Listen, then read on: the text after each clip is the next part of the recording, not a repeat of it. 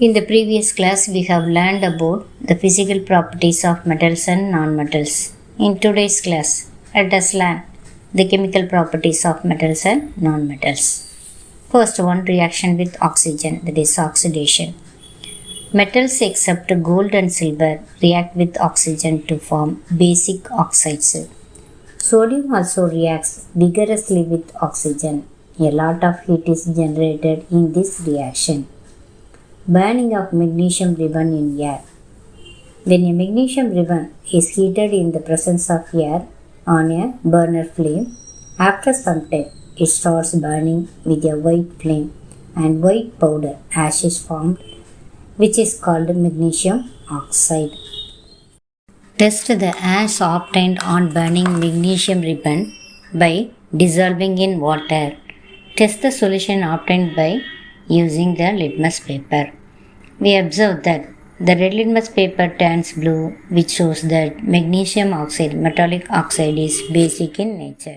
Rusting of iron. In presence of moisture and air, rust gets deposited over iron.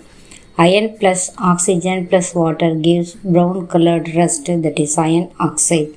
To test the nature of rust, let us perform an activity. Activity 4.3. Collect a spoonful of rust and dissolve it in a very little amount of water. You will find that the rust remains suspended in water. Shake the suspension well. Test the solution with red and blue litmus papers. What do you observe? Is the solution acidic or basic? We observe that the red litmus paper turns into blue, which shows that the nature of rust is basic. In general, metallic oxides are basic in nature. Greenish deposit on the surface of copper vessels. When a copper vessel is exposed to moist air for long, the dull greenish material deposited on the surface of copper is a mixture of copper hydroxide CuOH twice and copper carbonate CuCO3. Equation for the reaction is 2Cu plus H2O plus CO2 plus O2 gives CuOH twice plus CuCO3. Take a small amount of powdered sulfur in a deflagrating spoon and heat it. If deflagrating spoon is not available, you may take a metallic cap of any bottle and wrap a metallic wire around it and give it the shape shown in figure 4.4. As soon as the sulfur starts burning, introduce the spoon into a gas jar or gas tumbler. Cover the tumbler with a lid to ensure that the gas produced does not escape. Remove the spoon after some time. Then add a small quantity of water into the tumbler and quickly replace the lid. Shake the tumbler well. Check the solution with red and blue litmus paper. What do you observe? We observe that the solution changes the color of blue litmus into red. It shows that non-metallic oxides are acidic in nature. The name of the product formed in the reaction of sulfur and oxygen is sulfur dioxide gas. When sulfur dioxide is dissolved in water, sulfurous acid is formed.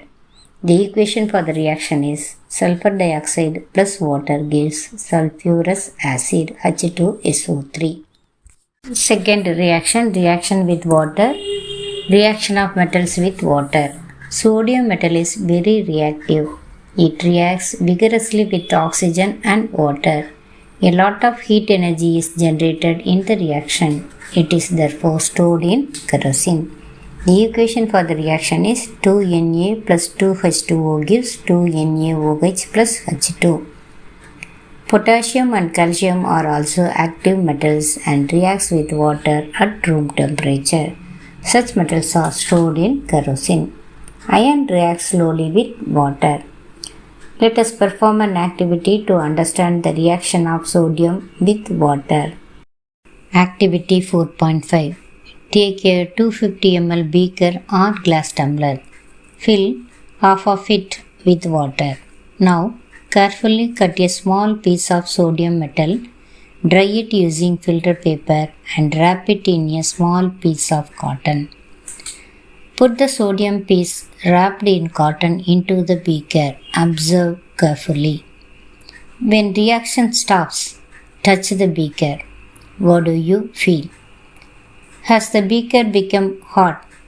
Test the solution with red and blue litmus papers. Is the solution acidic or basic? We observe that the beaker becomes hot. We test the solution with red and blue litmus papers. It turns red litmus blue. This activity indicates that sodium is highly reactive and it reacts vigorously with water. A lot of heat is generated in the reaction to form basic solution of sodium hydroxide. Generally, the nonmetals do not react with water. Today's homework: recall the name of some of the laboratory acids and bases you have read in class 7. Note down their names in table 4.4. Identify the metal or nonmetal present in them which form oxides with oxygen. Next one, in page number 54, question number 5. Some properties are listed in the following table. Distinguish between metals and nonmetals on the basis of these properties.